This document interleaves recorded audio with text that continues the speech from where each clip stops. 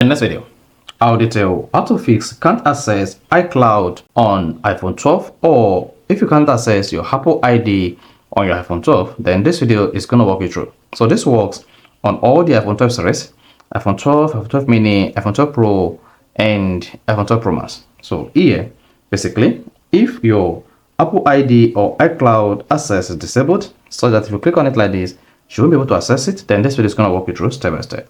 So if I don't know this video, you found this helpful and informative, please don't forget to like and subscribe.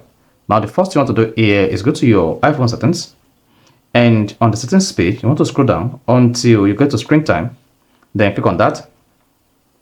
Now once you select that screen time, you want to scroll down on the screen time page and select content and privacy restrictions.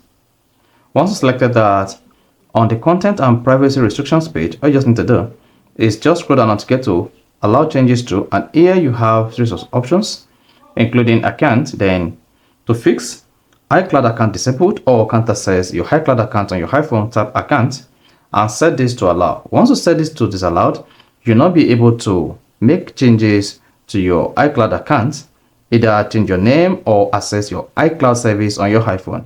But once you set this to allow, you'll be able to add, remove, or modify accounts in password, iCloud, and settings on your iPhone. Then hit the back button and go back to the settings. On the settings page, scroll down.